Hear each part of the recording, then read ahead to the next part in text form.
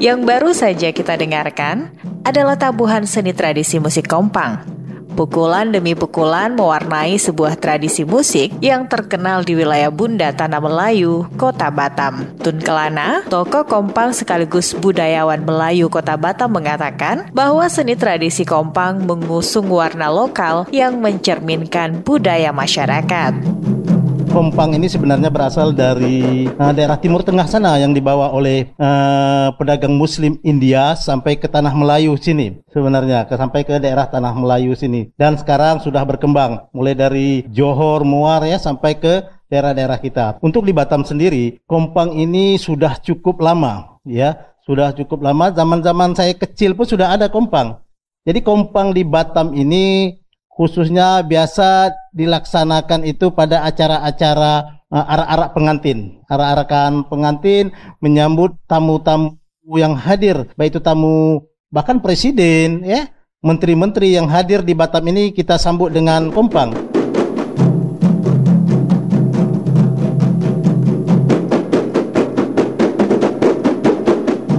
Kehadiran seni tradisi musik kompang di Bunda Tanah Melayu tidak asing bagi anak-anak hingga dewasa. Hingga saat ini, seni tradisi musik kompang masih eksis di tengah masyarakat Melayu.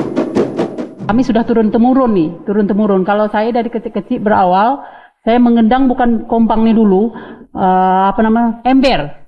Dari situ kami sudah didengarkan karena pada saat itu kecil-kecil yang mukul budak kecil tak boleh dulu. Kalau sekarang budak kecil sudah boleh memukul, sudah diajarkan macam mana cara menepuk kompang. Kalau dulu kita masih dibatasi, takut kompang itu pecah. Kena termasuk barang langka. Jadi sebenarnya kapan ini dilestarikan? Sejak berdirinya Kota Batam ini sudah dilestarikan oleh pendahulu kita sebagai budaya yang harus dilestarikan turun-temurun. Karena ini penting sekali. Kota Batam memang dasarnya adalah Melayu. Ini adalah klasik. Kompang ini terutama dilaksanakan pada saat perhelatan. Kompang ini terus ada sampai nanti akhir, kapan dunia ini berakhir gitu.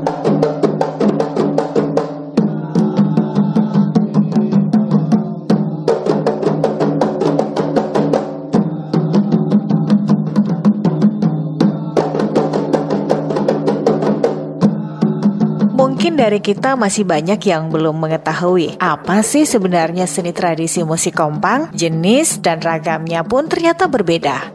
Seperti yang baru kita dengarkan, merupakan jenis musik kompang dalam acara salawatan. Berbeda halnya dengan jenis musik kompang yang satu ini.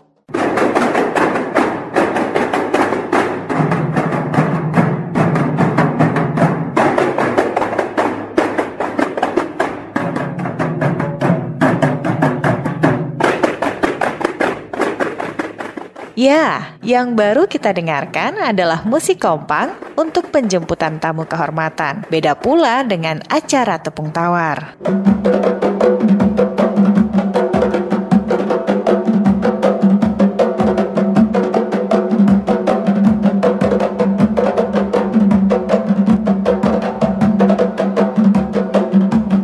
Selain tepung tawar, ternyata musik kompang khusus untuk berarak pengantin pun ternyata berbeda.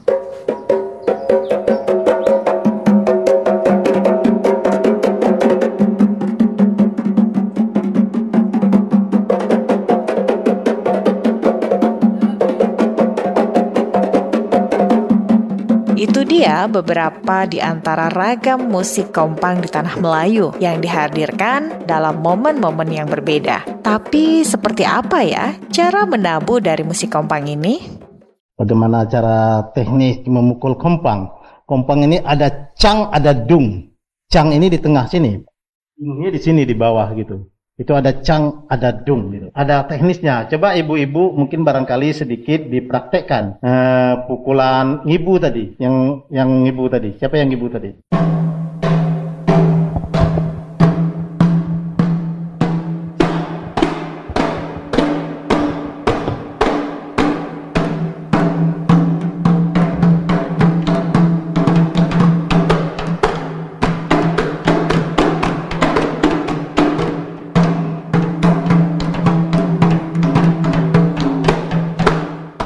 Baik itu pukulan ibu dan selang ibu sebenarnya itu. Pukulan ibu dan selang ibu. Ada pukulan ngopor, ada kalau bahasa kita sendiri ya, tapi daerah lain tentu berbeda sama kita.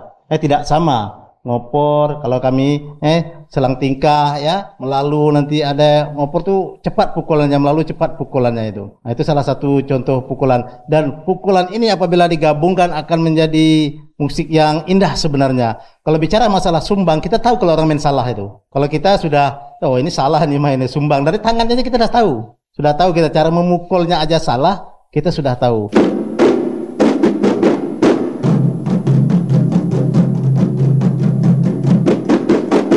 Ternyata selain dari cara menabuh atau memukul kompang, teknik-teknik memegang juga dibutuhkan keahlian dan kepiawaian dari penabuh kompang. Dan teknis memukul kompang ini, kalau untuk dungnya, tangan kita rapat ke bawah dung. Kalau untuk cangnya, tangan kita dibuka. Bunyinya berbeda itu. Nah, itu cara teknik memukul kompang itu. Kalau ibu-ibu ini bermain salah, saya tahu. Ya, di antara ramai-ramai, oh ini salah nih pukulan sumbang nih. Saya tahu itu.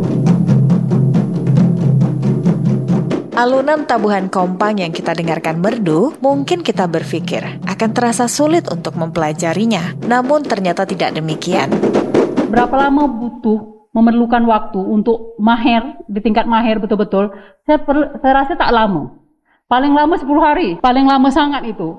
Sebenarnya tak lama, 2 hari pun dah bisa. Kerana pukulannya tak banyak jenis, 6 jenis saja. Ya, jenis nampak dia kalau dengar dari teknis, tang tung pak aja, tang tung pak, tapi ada 6 pukulan. Nah, kalau di daerah daratan tu sampai 12 pukulan. Kita boleh buat macam tu, tapi Kepri, Riau, khususnya di Kota Batam itu 6 jenis pukulan dan itu tang tung pak bunyi dia seperti itu. Jadi sangat mudah sekali sebenarnya. Budak kecil pun diajar mukul boleh. Sangat mudah, tidak perlu waktu yang begitu lama. Selain alunan dan tabuhan musik kompang, inovasi musik kompang di Kota Batam pun semakin berkembang. Kalau kita lihat itu mereka bermacam-macam pukulan, tapi bunyinya itu juga sebenarnya mungkin berbeda sedikit. Kompang ini kan banyak, bukan hanya di Batam aja atau Batam aja, di Palembang, di mana-mana juga banyak kompang. Kalau daerah Jawa sana Terbangan, masing-masing nama lagi lah. Ya. Nah, kalau masalah teknis pukulan, ya. Nah, kalau udah ramai-ramai bunyi itu akan menjadi indah. Dan kompang ini kalau di Batam ini dengan atraksi, bukan hanya memukul kompang tapi dengan koreonya, kalau penampilan itu semacam orang menari gitu, tapi dengan bunyi-bunyi yang kompang seperti tadi itu di kreasi lah itu ya, bagaimana kreatifnya pelatih-pelatih kompang untuk menjadi indah kompang itu sendiri. Selain inovasi musik kompang agar makin menarik didengarkan, ada hal yang penting yang mesti diperhatikan, yaitu pemilihan alat musik dari musik kompang pun tidak sembarangan. Ada beberapa tips yang dibagikan oleh Syarifah. Karena kalau membeli kompang sebaiknya kita harus tahu, kita tanyakan apakah ini kulit asli kambing atau bukan. Dia ada 2 jenis. Nah, jadi kalau bentuk dia ukurannya macam ni lah. Tak terlalu lebar. Kenapa dia harus dangkal? Kena satu untuk megang, satu untuk menepuk. Nah, sebelah tangan megang, sebelah tangan menepuk. Dan ukuran dia standar, sama ukuran dia semua.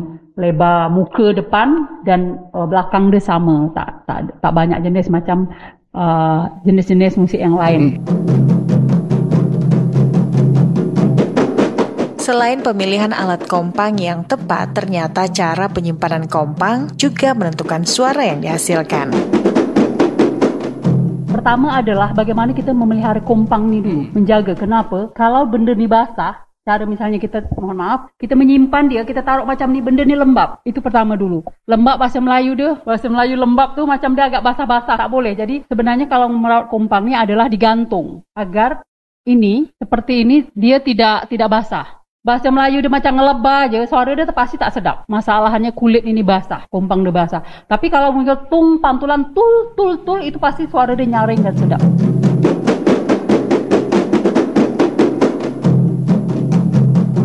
Disampaikan Syarifah sebagai penabuh kompang dan sekaligus pelatih bahwa masyarakat Melayu bukan saja memiliki tugas untuk melestarikan seni tradisi musik kompang, namun banyak manfaat yang bisa didapatkan dengan bermain kompang. Kompang ini adalah ajang silaturahmi, terus dapat ilmu, kedua dapat ilmu, ketiga tentunya menambah pengetahuan dengan ilmu itu tadi, seni, dan keempat berikutnya adalah menghasilkan duit. Ya, kenapa? Contoh, ketika ada tamu, ada perhelatan, misalnya ada sunatan massal, atau ada acara sunat, atau ada acara STK, MTK.